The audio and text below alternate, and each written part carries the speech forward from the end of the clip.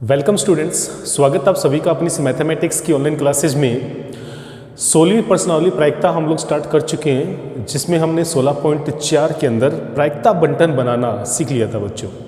16.4 के हमने 8 question complete कर लिए थे, जो कि हमारे सिलेबस के अंतर्गत आते हैं। और अब मैं आपको बताने जा रहा हूँ इसके कुछ महत्वपूर्ण एग्जाम्पल, जिसमें हमें प्रायिकता बंटन निकालनी होगी। तो बच्चों, प्रायिकता बंटन बनाना आपको हर परिस्थिति में आ जाना चाहिए, क्योंकि ये हमारे सिलेबस का मुख्य पार्ट होगा। और इसके जितने भी एग्जाम्पल्स हैं और विविध में भी इन सिलेबस से रिलेटेड जो भी क्वेश्चन हैं, उन सबको हम लोग कंप्लीट करेंगे। तो फिलहाल आप लोग फोकस कीजिएगा 16.4 के उन सभी महत्वपूर्ण एग्जाम्पल्स पर, जिसमें हमें प्रायिकता बंटन का निर्माण करना है। तो बच्चों, इसी क्रम में हम कर रहे हैं यहाँ पे एग्जाम्पल नंबर 23।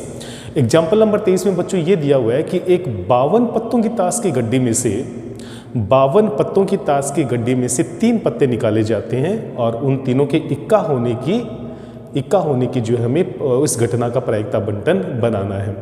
तो देखिए बच्चों, यहाँ पर 52 ताश की पत्तों की गड्डी के अंदर हमें पता है कि इक्कों की संख्या जो होती है वो 4 होती है बच्चों यहाँ पे, और 48 जो होते हैं वो अन्य पत्ते होते हैं बच्चों। यहाँ पे हमें बिना प्रतिस्थापन का ही केस लेना पड़ेगा। सवाल में अगर किसी भी परिस्थिति में आपको प्रतिस्थापन सहित नहीं दिया हुआ है, इट मीन्स आपको वहाँ पे बिना प्रतिस्थापन ही यूज करना है। तो देखिए बच्चों, यहाँ पर किस प्रकार से यहाँ पे मैं तीनों इक्कों को यादृच्छिक चर x मानकर, यहाँ पर मेरे पास कौन कौन सी संभावनाएं हो सकती है, x की वैल्यूज क्या क्या हो सकती हैं। x के मान हो सकते हैं 0, x का मान हो सकता है 1, x का मान 2 और x का मान 3। यदि माना x निकाले गए इक्कों की संख्या को व्यक्त करता है, इक्कों की संख्या को व्यक्त करता है। अतः x के मान क्या क्या होंगे बच्चों? x के मान 0, 1, 2 व 3 होंगे। अब इसका क्या मतलब हुआ बच्चों? हो सकता है यहाँ पे 3 में से एक भी इक्का नहीं हो, 3 में से एक इक्का हो, 3 में 2 इक्के हों, और तीनों के तीनों पत्ते जो हैं वो इक्के हों।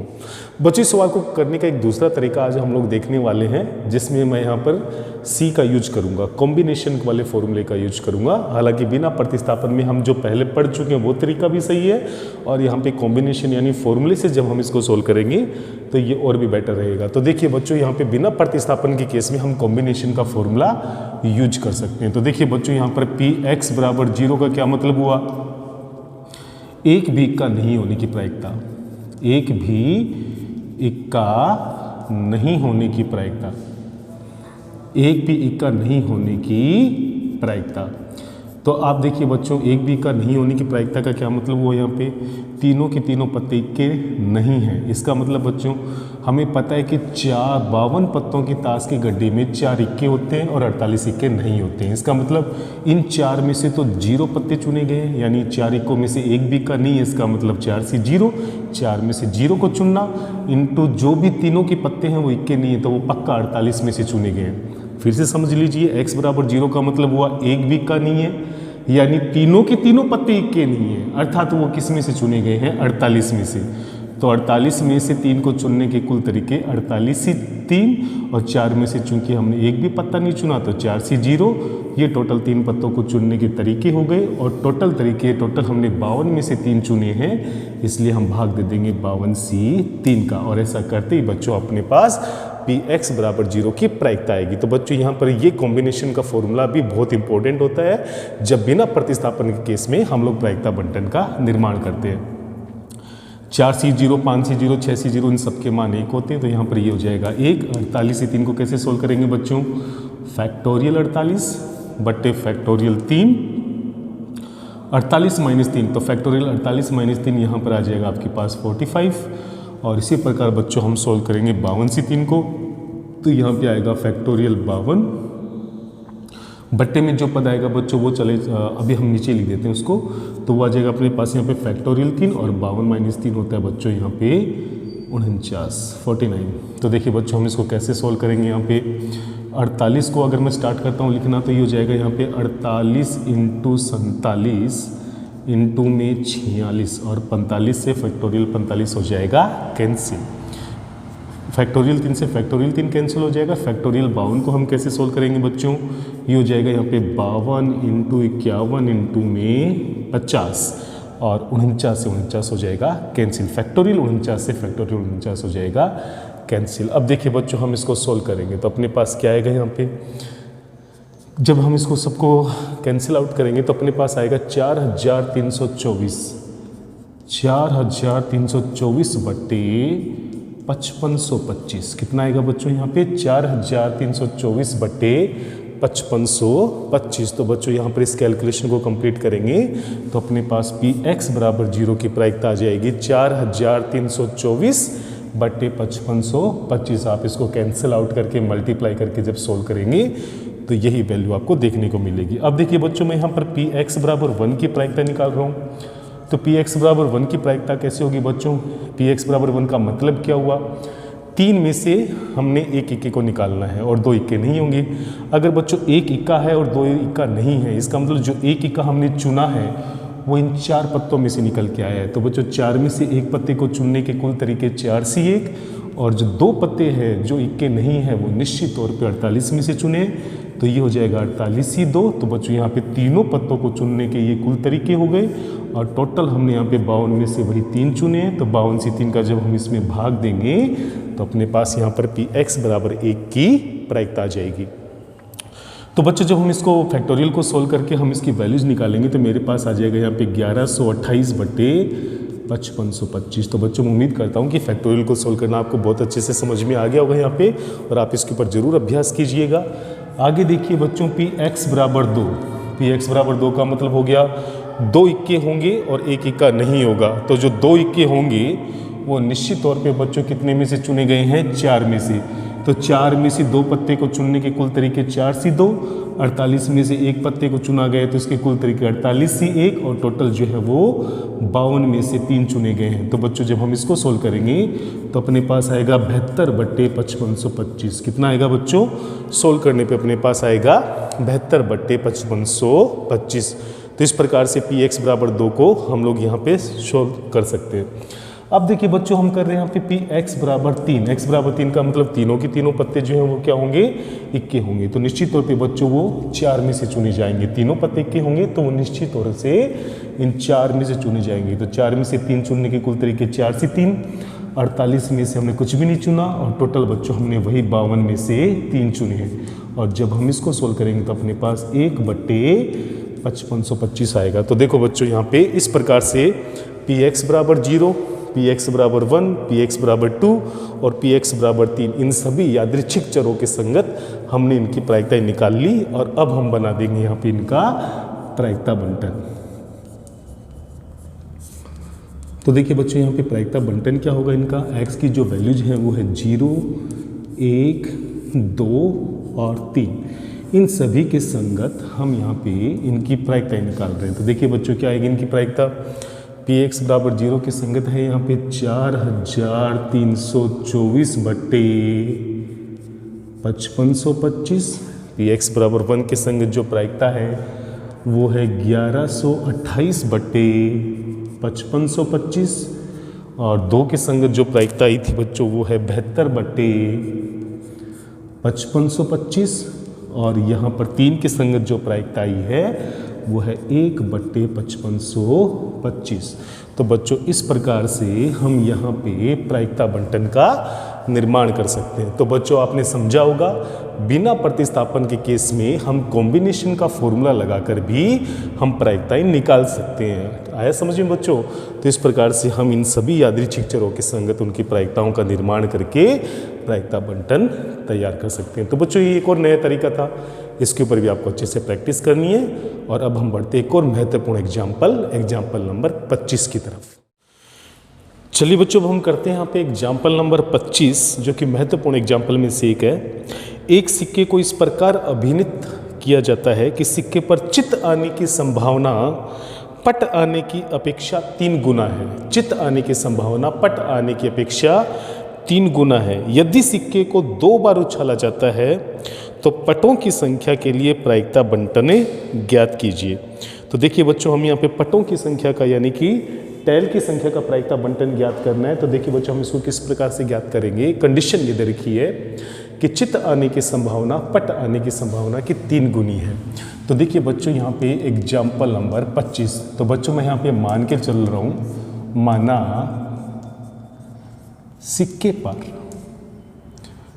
पट आने की संभावना, पट आने की संभावना P है।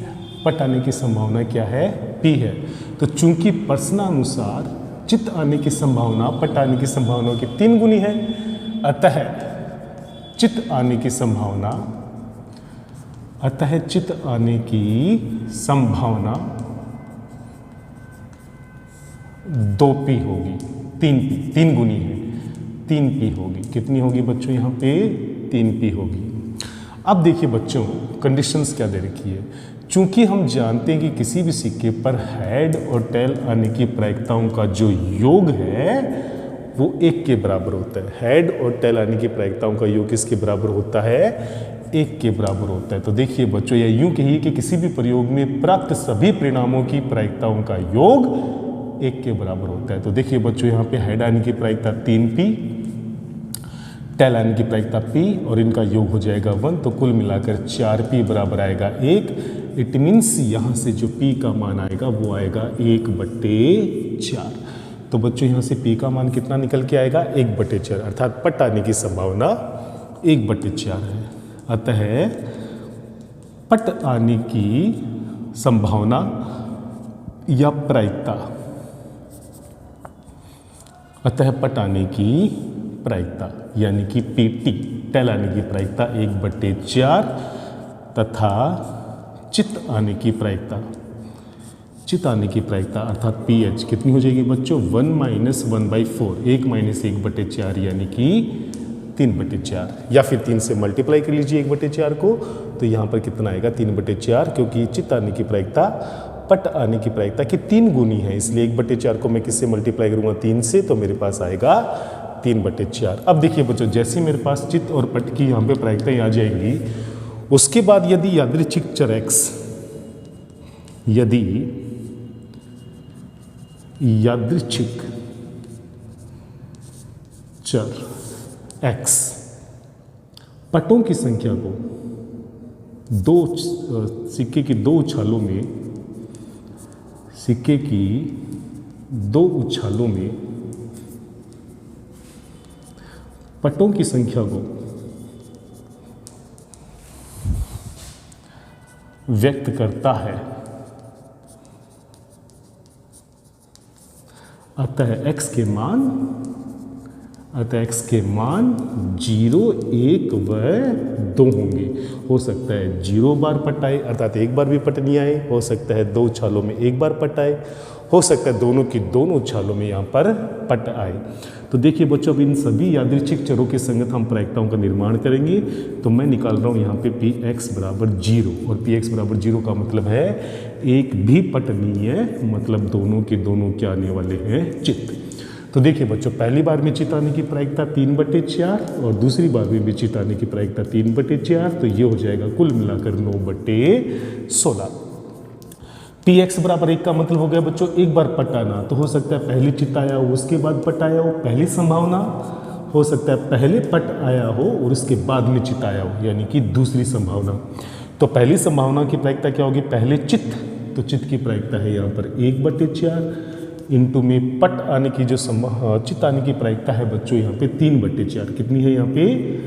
3/4। और पट आने की संभावना है 1/4, ये पहली संभावना, और प्लस में पहले पट यानी कि 1/4 और फिर चित यानी कि 3/4। तो ये दोनों ही संभावनाओं के अंतर्गत इसकी प्रायिकता हो जाएगी। तो बच्चों यहाँ पे ये 3/16 प्लस 3/16 यानी कुल मिलाकर आ जाएगा यहाँ पर ये 6/16। कितना आ जाएगा बच्चों? 6/16। अब देखिए बच्चों, Px बराबर 2, x बराबर 2 का मतलब दोनों के दोनों पट होंगे, दोनों पट होंगे। तो बच्चों देखिए, पहली बार पट होने की प्रायिकता 1/4, दूसरी बार भी पट होने की प्रायिकता 1/4, मल्टीप्लाई करेंगे तो 1/16। तो बच्चों इस प्रकार से इन तीनों ही यादृच्छिक चरों के संगत हमें यहाँ पे संगत प्रायिकताएं प्राप्त हो जाएंगी। और अब हम इसका जब प्रायिकता बंटन बनाएंगे तो आप देख सकते हैं बच्चों इनका प्रायिकता बंटन किस प्रकार से तैयार होगा। x की वैल्यू 0, 1 और 2 होगी और 0 के संगत जो प्रायिकता है वो है यहाँ पे 9/16, उसके बाद में है 6/16 और फिर है 1/16। तो देखिए बच्चों इन सभी प्रायिकताओं को जब आप जोड़ेंगे तो यहाँ पे इनका योग जो है वो 1 हो रहा है। इसका मतलब ये पटों की संख्या का प्रायिकता बंटन बिल्कुल सही बना है। और इस प्रकार से हमें क्वेश्चन के हिसाब से पट और चित्त की प्रायिकताओं का निर्माण करते हुए हर बार पट और चित्त की प्रायिकताएं हम लोग 1/2 और 1/2 लेते हैं, लेकिन इस बार क्वेश्चन की डिमांड के अनुसार हमें ये कंडीशन दे रखी थी कि पट आने की जो चित्त आने की प्रायिकता है वो पट आने की प्रायिकता के 3 गुने के बराबर है। तो बच्चों हमने यहाँ पे पट आने की संभावना या प्रायिकता p ले ली, तो चित्त आने की प्रायिकता यहाँ पे 3p हो गई और p की वैल्यू हमारे पास जैसे ही 1/4 हमने प्राप्त की तो टैल आने की प्रायिकता जो है वो 1/4 और चित्त आने की प्रायिकता 3/4 हमें प्राप्त होगी। और उसके बाद में यादृच्छिक चर के संगत हमने उनकी प्रायिकताओं का निर्माण किया और इस प्रकार से हमने इस क्वेश्चन के लिए प्रायिकता बंटन तैयार कर लिया। तो बच्चों ये 2 महत्वपूर्ण एग्जाम्पल मैंने आज आपको बताए हैं और इसके अलावा भी और भी महत्वपूर्ण एग्जाम्पल है जिनको हम लोग कल के वीडियो में करेंगे। तो बच्चों आप यहाँ तक अच्छे से अभ्यास कीजिए, किसी भी प्रकार का कोई भी डाउट हो तो ज़रूर पूछिएगा। इसी तरह से मेहनत करते रहिए। जय हिंद, जय भारत।